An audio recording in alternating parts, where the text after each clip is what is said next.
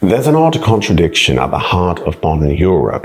Economically, the continent is often described as tired, bureaucratic, regulated, there's stifling taxes, and on the extremes, some commentators talk about how Europe is committing economic suicide. And yet, there is one area where Europe's dominance is almost total, and that is luxury. European houses still control the majority of the global luxury market, not just in volume and revenue, but in the categories that actually signal legitimacy, status, and success. The brands that still define what good looks like in things like fashion, watches, cars, food, beverages, design, and quite honestly, really just taste itself, they are all overwhelmingly European.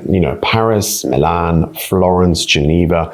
There are a small cluster of places that continue to shape global ideas of prestige in a way that no other region has managed to dislodge. So why is this? Well, having spent over a decade working inside the luxury industry, what becomes painfully obvious is that luxury is not about products.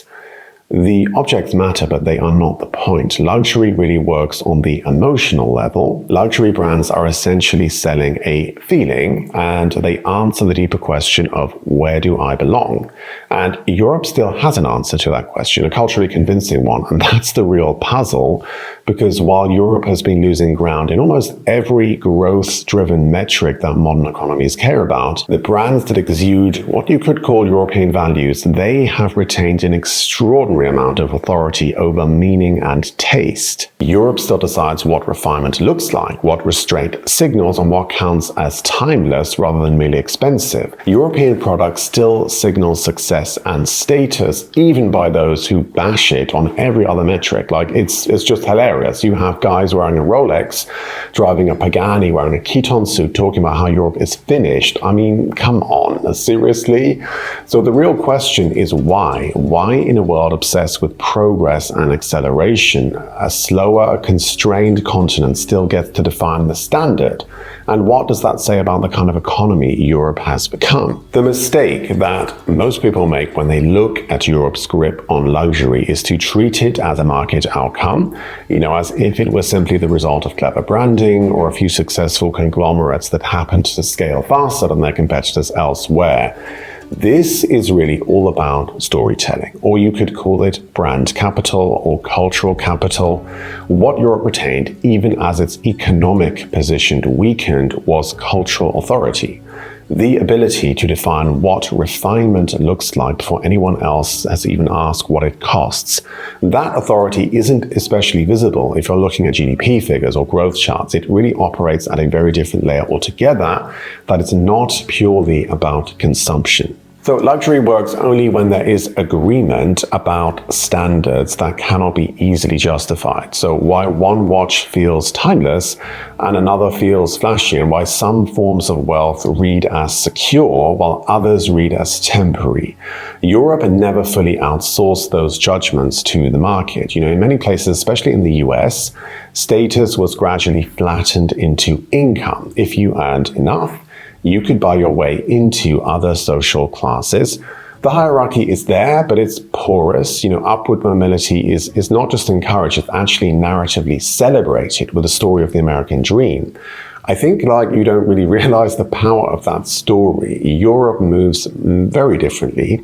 Here, legitimacy remained slower, more conditional, and more entangled with time.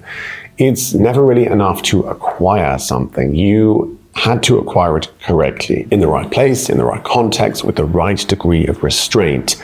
Excess was rarely admired, and speed was, and still is, often suspect. So that posture, the refusal to justify itself in modern terms, is precisely what gives it power. Because, and you might not like this, but luxury persuades through the levers of exclusion and restriction. A quick aside before we get into the roots of how judgment and status develop. So another unique aspect of living in Europe is the propensity to come into contact with dozens of different languages. It is truly one of the things I love most about living here, and so I've partnered with LingoPie for those of you who would love to take up a second or third language, or just hone the skills of the one you've already started learning. LingoPie offers a massive selection of shows and films with the ability to make use of incredible language learning tools. They offer over 13 languages, including French, Spanish, Japanese, Korean, Portuguese, Italian, as well as Polish, Hebrew, and Greek. And of course, the language that I have learned to love, German, is front row center in the LingoPie app. So just click on any show or movie and make use of their amazing language learning features. You can turn on German or English or both at the same time. Whenever you hit a word you don't understand, just click it. There's an instant translation and it's saved to your vocab list so you can review it later for further study. What I like most about LingoPie is its flexibility. You can slow down the audio when needed. You can follow along with the full transcript on the side. And if there's a sentence that's tricky, you can just loop it until it clicks. LingoPie has over 3,000 native shows and movies, and this is the tool I wish had existed when I started learning German all those years ago. So whether you're living abroad or not, this is the perfect way to gain exposure to the language, get accustomed to different accents, expand your vocabulary, and build up your personal bank of common phrases. Click the link in the description below to start your 7-day free trial today. My link also gets you an exclusive discount once inside. So one of the reasons Europe still dominates luxury has nothing to do with branding genius or clever marketing, and very little to do with conscious strategy as well. It really has a lot to do with timing and industrialization. Britain industrialized early. The social upheaval was violent but clear. Old hierarchies were disrupted, labor was reorganized, and status began to detach itself from land, lineage, and place. So wealth increasingly came from production and legitimacy slowly followed it. Germany industrialized later and a bit differently. Heavy industry, engineering, and systems replaced aristocratic dominance, but they did so through structure rather than, spectacle, and authority moved into institutions, standards, and credentials. Large parts of the rest of Europe, however, never industrialized in a single sweeping rupture. Modernization arrived slowly and unevenly, and often also reluctantly. Like agrarian life persisted alongside cities, artisanal production survived next to factories, and aristocratic cultures faded politically, but they remained socially present, with things like guilds and regions and local specialization. They were never fully dissolved into national or global markets. And so this mattered more than we tend to realize, because industrial societies have a natural tendency to flatten status. Productivity replaces provenance, and scale replaces scarcity. So what you produce and how efficiently you produce it becomes more important than where you come from or how long something has existed. Pre-industrial societies work in the opposite direction. They encode status into time, continuity, and place. So they care about who made something, where it came from, and how long it has been done that way. And Europe never fully abandoned that older logic. So craft traditions were not erased, they were preserved and formalized. Regional specialization wasn't treated as inefficiency, it actually became identity. And production remained slow in places where speed would have destroyed meaning. So names, places, and provenance, they continued to matter long after markets could have done without them. Luxury depends on exactly this kind of friction, and in fact, the marketing materials that I received for sales persuasion focused exclusively on storytelling, on building narratives around how the products were made. And quite honestly, the longer and more complicated a process and the fewer machines involved in the making of it, the higher its perceived value. So this has nothing to do with efficiency. This is what no one seems to be talking about. With the implementation of AI and computing power, efficiency is actually not always the goal. Like these luxury brands, they may be utilizing it for distribution and marketing and sales channels, but in the actual process of production, it is the inefficiency of the craftsmanship that basically gives these brands their value. It requires obstacles, delays, constraints, and reasons why something cannot simply be scaled or replicated or optimized. Europe inherited these conditions, and rather than trying to optimize its way to seamless efficiency, it learned how to live with them. So some of that was accidental, some of it was resistance against change, and some of it was also design. Another point to bear in mind is that Europe's aristocracies are often treated as historical curiosities, like remnants of a world that no longer exists. And politically, that's true, as states were broken up and formal privilege was dismantled. But culture doesn't dissolve at the same speed as institutions do. And so taste remained, codes of behavior remained, a sense of restraint, of proportion and legitimacy persisted long after the political structures that once enforced them had disappeared or at least slightly dissolved. So Europe became something unusual, which is a place where status could outlive wealth rather than being replaced by it. So just let that sink in for a minute. A place where status could outlive wealth rather than being replaced by it. This is why certain comparisons, they still feel intuitively obvious, even if they're hard to justify economically. Like a Swiss watch carries much more legitimacy than a piece of cutting-edge technology that will be obsolete in 2 years. And a Tuscan vineyard passed down and refined over generations, that signals something very different to a spectacular but transient financial success. And an Oxford accent still communicates authority in rooms where nobody believes in the aristocracy anymore. None of this is rational in a narrow sense. It doesn't make sense when viewed through an economic lens, and that is the point. So luxury lives in spaces where legitimacy is not earned quarterly and does not need to explain itself. So where continuity matters more than optimization and inheritance of culture, not capital. That is what still carries weight. That is what these brands constantly and consistently emphasize. So Europe didn't preserve the aristocracy as a political system, but more as an aesthetic and a cultural story. And that is the reason why people buy into it, because they want to feel connected to that history and that heritage. Another reason Europe continues to set the standard in luxury and taste and how kind of good is perceived is more subtle and also more uncomfortable to articulate. So Europe never really fully believed in progress, at least not in the way that modern economies tend to mean it. So that doesn't mean Europe rejected change or innovation. What that means is that Europe remained skeptical of the idea that new is automatically better, or that history is a straight line moving upward. And I know that seems like almost heresy in today's modern startup culture. The European relationship to time has always been heavier and in many ways less optimistic. It's more burdened, more conscious of loss. Where other societies built their self-understanding around rupture and around the new world or the fresh start or the clean break, Europe lives with accumulation, with layers upon layers upon layers. In fact, this is very visible when you visit an ancient European city. This matters enormously for how value came to be understood. So progress-driven societies tend to treat the present as provisional. What matters most is what comes next. Products are designed to be superseded. So this is where the idea comes from, that products are basically designed to break within a year, so you have to buy a new one. Systems are built to be disrupted, and status is often just tied to momentum.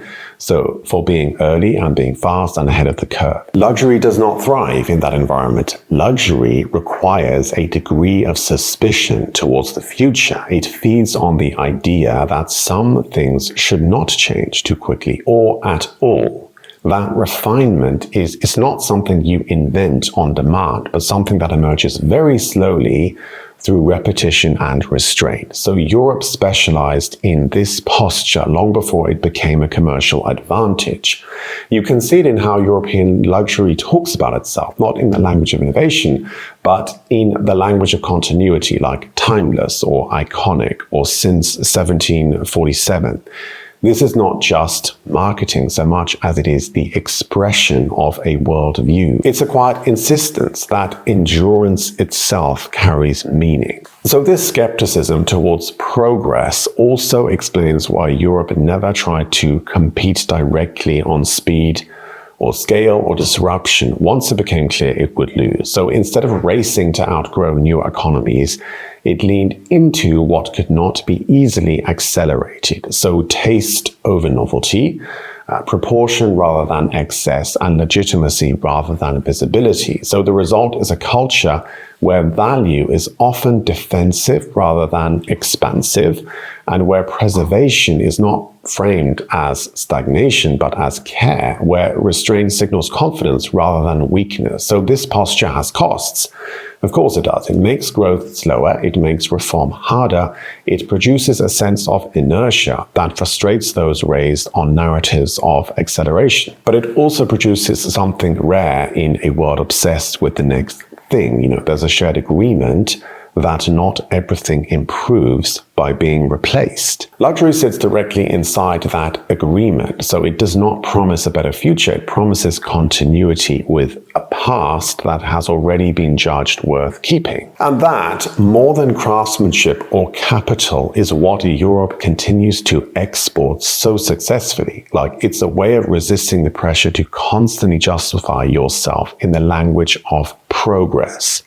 The problem, of course, is that continuity is never evenly distributed, and in Europe, it's settled into places that most people were told no longer existed. So Europe likes to tell itself a comforting story about class. That it was dismantled and democratized and smoothed out by welfare states and public education and social mobility. That whatever hierarchies once existed were either abolished or rendered morally irrelevant. That story is only partially true. So class didn't disappear in Europe, it just changed its form. It moved out of explicit titles and into subtler signals. So basically out of law and into culture. And so you hear it in accent, you notice it in taste, you sense it in restraint, and you recognize it in cultural fluency, like knowing when to speak, when not to, what to display, and what to leave unsaid. Institutional access still matters as well. It's not just about the schools you attend or the institutions you go to, but how well you navigate through them and whether you feel at home there or not. So luxury is where all of this becomes physical. It is class made tangible, class translated into objects, spaces, and experiences that quietly communicate who understands the rules and who is still learning them. So this is where Europe diverged sharply from societies that tried more earnestly to abolish class altogether. In much of the Anglo-American world, class was meant to dissolve into income. So if you earned enough, you could basically move freely and change social class. Europe never fully accepted that trait. So instead of abolishing class, it aestheticized it. The hierarchy remained, but it learned to speak softly, to present itself as taste rather than entitlement, and as tradition rather than power. That is why European luxury is so understated, because it doesn't need to be loud. It assumes the hierarchy is already understood. And so once you see that structure clearly, a number of otherwise disconnected tensions begin to align. It explains why Europe can feel culturally rich and economically stagnant at the same time, and why meaning continues to circulate even as growth slows, why symbolic industries thrive even while wages are stagnating and there's a cost of living crisis. It explains why so much political conflict takes the form that it does, not simply as economic grievance, but as resentment towards invisible hierarchies that are felt everywhere and named nowhere. And so it explains why Europe's most successful export today is meaning.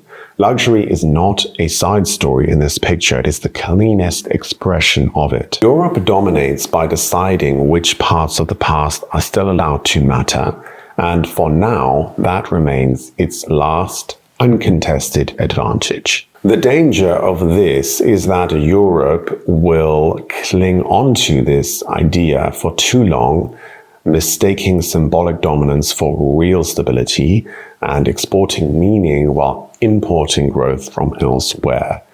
Luxury works best when it rests on confidence rather than defensiveness and on continuity that feels earned.